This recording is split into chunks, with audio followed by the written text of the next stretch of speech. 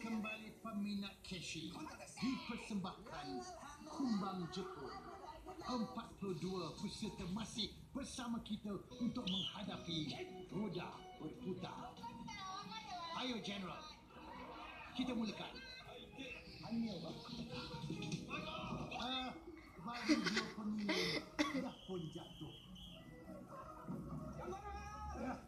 Dia panggil kamera. Kamera, pandang saya. Saya akan melangkau.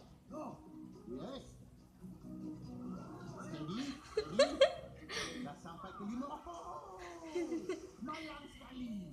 Cuba korang tengok Takeshi Castle. Sakit tu tau. Oh, badan dia macam patah dua. Okey, Cik Adik. Pakai seluar pendek, tapi kat bawah tu tracksuit. Ni gaya sendiri dia.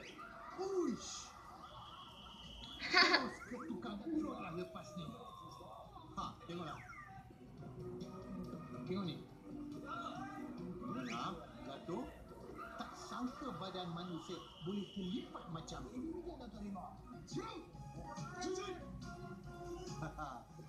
Memberi tabik hormatlah pastinya kepada General.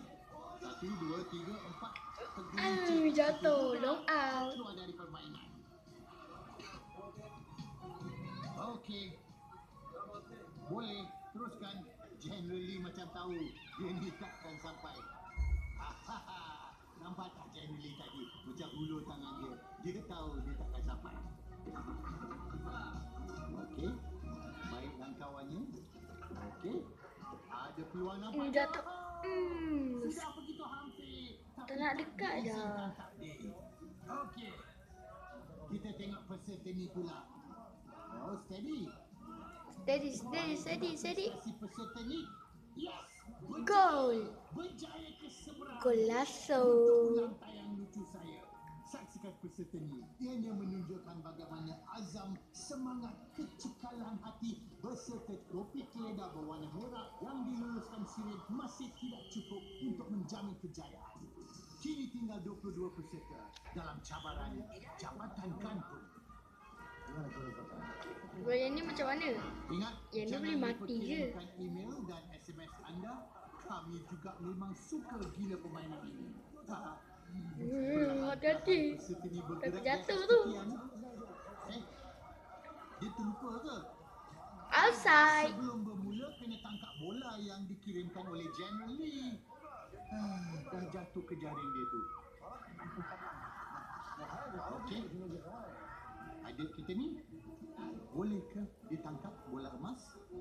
Macam tak yakin. Come on, you can do it. Pengawal Emerald dah tunggu. Okey. Tangkap bola emas. Bagus. Sekarang teruskan. Tunggu apa lagi? Tunggu apa? Itulah dia. Berjalan dah sampai. Belum pun separuh jalan, dah jatuh. Peserta ni pula.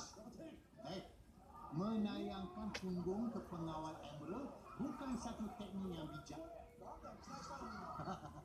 Okey, ini lebih baik. Bagi tepukan kat diri sendiri. Perasan habis Mama ni.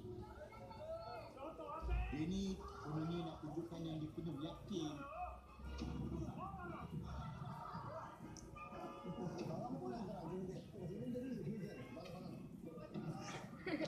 Dengan satu berjalan. Kena mati. Aduh. Kita saksikan semula. Kejap. Apa? Bila bola dia kena tepat kat muka, macam ni. Mati. Golazo. Macam dia kena tumbuk dengan Manny Pacquiao.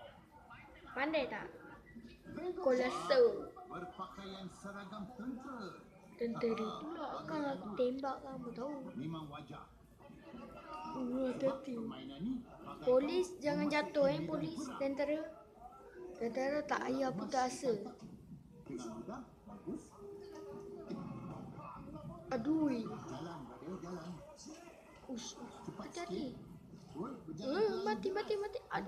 Aduh. Takeshi's Castle akan kembali sebentar lagi di Disney HD.